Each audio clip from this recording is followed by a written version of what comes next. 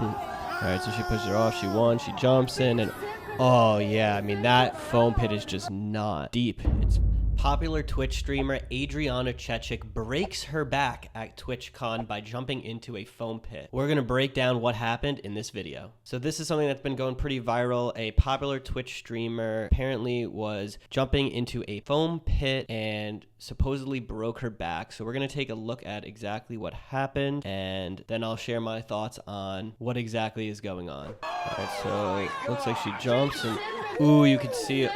Right away, she's in pain. She's laughing it off. I can't get out. Are you okay? Are you okay? She's held down by the piffle. Medic! Gravity. No, she's fine. All right, we'll make sure she's okay. Get her out of the pit. Landed on her tailbone. Yeah. Now she lives in the pit now, kind of thing. Okay, so it's like they're trying to play it off at first. Then you hear someone say she landed on her tailbone. And so for those of you that don't know, your tailbone is actually the coccyx. So if we go over to my anatomy tool here, right down here, this little bone at the end of the spine, this is going to be your coccyx, which can actually cause a lot of pain when you land on it. And that's what people commonly refer to as the tailbone. So the spine has 5 different segments. You have the cervical spine, the thoracic spine, which starts right here. You have the lumbar spine, let's see, the sacrum, and then the coccyx. So all of this makes up your spine, and I'm not exactly sure what she specifically injured right away. Someone said she felt like she landed on her coccyx, but let's see what actually happened. Here's another view of it. On fight. 3, 2, 1, fight. Big crosshead, lots of pressure here on the perpendicular. Left herself wide.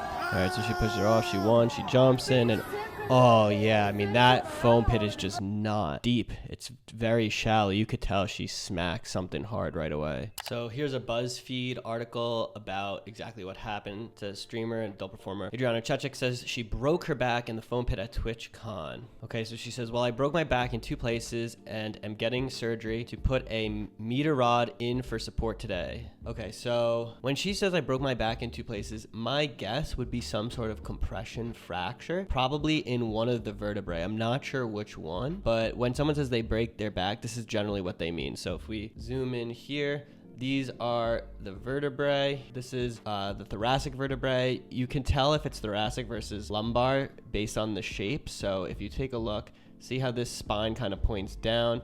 And then if we scroll down here, it's a slightly different shape for the lumbar vertebrae. All right, so reading the article, it says, after Eddie falls into the pit, Chechik celebrates by jumping into the air off of a small podium, doing the splits and landing on her tailbone. Yeah, so that would be the coccyx that I just showed. And I mean, she really generated force by jumping up. I'm sure she thought she was jumping into a deep foam pit. And when that wasn't the case, there was a lot of force that impacted her spine. She immediately writhes in pain, tries to exit, and then collapses into the foam. Yeah, that type of pain can be very debilitating, and it can make you not want to move, or if you have nerve damage, potentially not even be able to move. It says the foam pit was organized by computer maker Lenovo and was part of their Legion by Lenovo booth at the convention. So I'm not sure from a legal perspective, I'm not a lawyer, what's going to happen, whether Twitch is liable or they're liable, or maybe some of both, but I'm sure there will definitely be some legal implications here. And then it looks like another participant actually dislocated her knee in the foam pit. So this thing was clearly unsafe.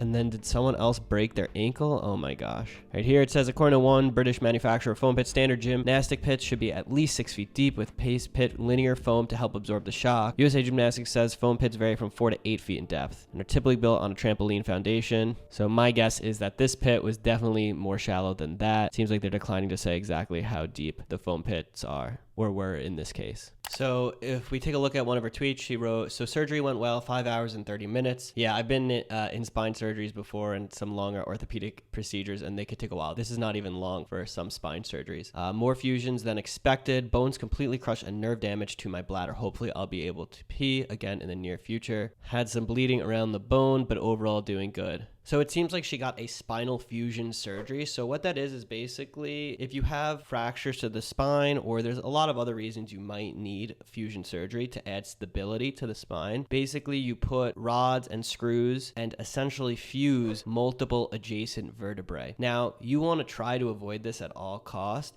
Spine surgeries in general don't have the best outcomes. However, they are sometimes necessary. But the problem with getting spine fusion surgeries, and I've actually done a lot of research in this area, is that once you get surgery in one component, you're more likely to have either infra-adjacent or supra-adjacent segment disease, which then requires further fusion. So what happens is if you fix two of the vertebrae together, the vertebrae above or below are now incurring more pressure, and then they can ultimately have degenerative changes or fracture themselves and then are required to be fused as well.